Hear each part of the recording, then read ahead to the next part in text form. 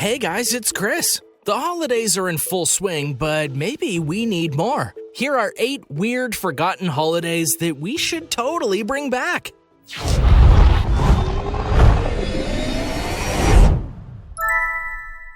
Number 8. Arbor Day. In case you're wondering, Arbor Day is a day dedicated to planting trees. This holiday can be traced back to a village in Spain in 1594. You might be thinking, wait a minute, Arbor Day isn't forgotten, it's still a very real thing. And that's very true to some extent. Yet Arbor Day is a celebrated holiday. But though many places all over the world celebrate it, it's also true that many countries all over the world make fun of it. You see, many consider this day, which is dedicated to the planting of trees and other plants, well, kind of pointless. Because in their eyes, they'll never get to see the fruits of their labor. So why start now? In truth, they may have a small point. Due to the nature of how trees grow, they don't grow very fast, sometimes taking decades or even centuries to grow to full height, if they're allowed to get to that point at all. But also, in truth, this is a holiday that should not only be brought back, it should be given a bigger spotlight. Every year, millions upon millions of trees are cut down. It takes years to grow a tree, but it can take mere seconds to take it down. If this continues, not only will entire patches of Earth be left bare, which is already happening, but our planet is changing as we know it. Plus, having a day to go outside and enjoy nature, that can be a good thing. So having Arbor Day be a major player on the scale of Christmas and others could not just be good, it could actually save the planet.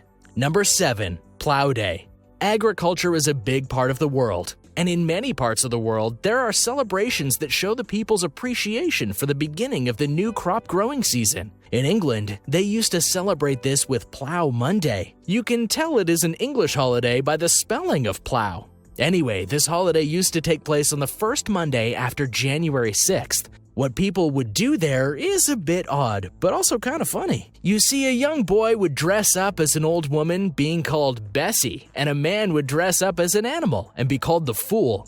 They would march around the town, being followed by musicians and other parties, and they would go door to door around the town, asking for donations so that they could prepare for the harvest to come. The holiday itself died out in the 19th century. As for why it should come back, in this time where farmers have to work harder than ever to get crops made and keep them alive, they deserve a holiday where people come together and celebrate the work they're going to do. And giving donations to farmers is a nice way of showing that people care about what they do. Number 6. Grandparents' Day. Depending on how big your family is, they have a lot of holidays to celebrate them. There's birthdays, Mother's Day, Father's Day, anniversaries, and so on and so forth. But did you know there's a lesser-known holiday out there called Grandparents' Day? Naturally, I don't mean their actual birthdays, but rather a day to celebrate the greatness of grandparents. It technically falls on the first Sunday after Labor Day, but few people actually celebrate it, likely because they don't feel it's necessary to have such a day to do just this. But that's the problem, and that's why it should be brought back. Grandparents are a key part of many people's lives. For parents, they're their parents, and they're the rocks they can go to for support, advice, and for looking after their own children. The children usually love grandparents because they spoil them rotten and let them do things their parents won't. Within reason. While it likely won't have as much importance as Mother's and Father's Day, it can be hoped at the very least to have some more attention brought to it. Everyone deserves a day to be truly appreciated. And before we get to number 5, what's your favorite holiday? How about you let us know in the comments? And be sure to subscribe if you're new here and click that little notification bell so you don't miss out on the latest videos. Number 5. Lunasa.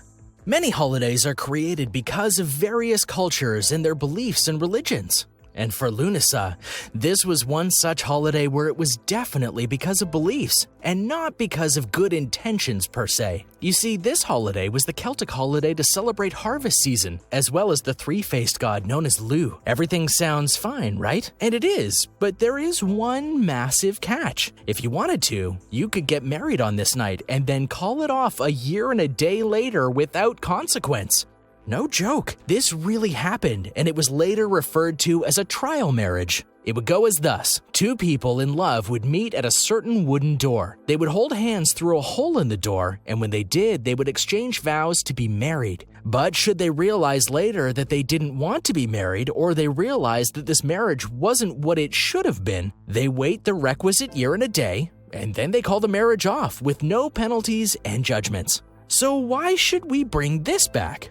Well, because A, Las Vegas would have a field day with it, and B, there are a lot of people who think they should get married, and this would actually cut down on rushed marriages and messy divorces, because after a year, you kind of know what you're married to. Number 4, Andesop. What's a holiday without music? Well, I guess it depends on the holiday. But for the forgotten holiday called Andesop, it was a key part of the tradition. Specifically, it would take place in the 3 weeks leading up to Christmas. Men who just so happened to be fiddlers would get their instruments and play them very early in the morning. They would play a single song called Andesop, and they would actually sing out things like the time of day or the weather of the day. On the surface, this might seem like a very odd and very annoying holiday, but actually, it might be appreciated in some parts of the world. And if the fiddlers were good at their craft, it might actually be a welcome wake-up call in the morning.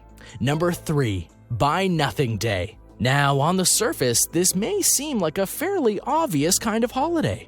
But it's actually more than that. This holiday actually takes place on the same day of another holiday, Black Friday. Yes, on the same day where people will spend all hours of the night waiting in line for an incredible deal or to get something that they have to have, or even to get something on sale for Christmas. There is a holiday that asks you to buy nothing. It might surprise you, though, to know that this holiday actually started in Canada and then started to spread around the United States, United Kingdom, Sweden, and many more in an attempt to boost the economy. When stores are losing money, they're in the red. And so Black Friday is a way to improve these numbers and get back to the positive, back in black, as it were, which is why it's called Black Friday. So what's the point of all this?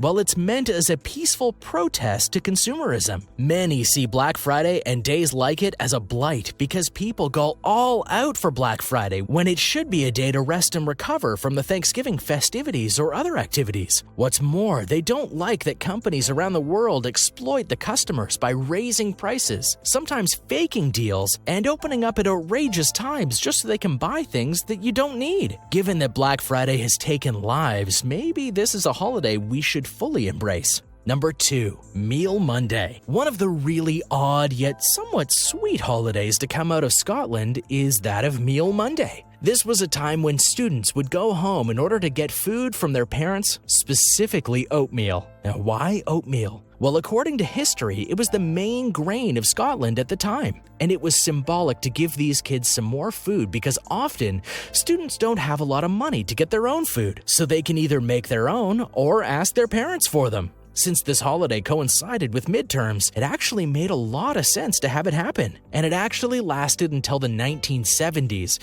which is quite a streak considering it started in the 1800s. So why bring it back?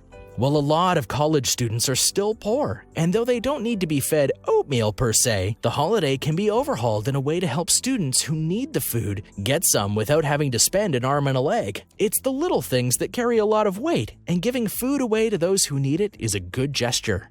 Number 1, St. Crispin's Day. Let's be honest here, we all know someone that has ticked us off, and if we're lucky, that person has ticked off many other people, thus not leaving you alone to feel the pain and sometimes suffering that you do. During the days of the 1800s in England, they came up with the idea of St. Crispin's Day. They would celebrate it on October 25th and would make a big spectacle out of humiliating a dummy. In this case, they would actually make a stuffed dummy and hang it, and have the name of a rather offensive town person be on the dummy to signify who they were making fun of.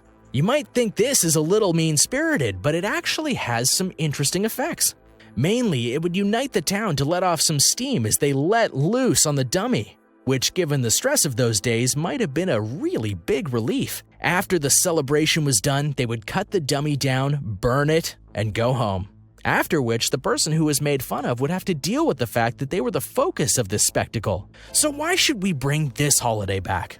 Well, simply because it's a good way to bring people together, and to teach a lesson without violence or threats. The only person really hurt here is the dummy, and while it's true that the person targeted for the event is also hurt, it's more accurate to say that it's a learning lesson. If you mess with a lot of people, they're going to turn against you, and this is a rather peaceful way of having that happen. Granted, if they did bring it back, they might want to move it away from the 25th so it doesn't fall so close to Halloween, but October is still probably a good month for it. Thanks for watching, guys. Which of these weird holidays do you think we should bring back? Do you have a favorite of the bunch? Or do you already celebrate some of these holidays? How about you let me know in the comments below? And be sure to subscribe so we can see you next time.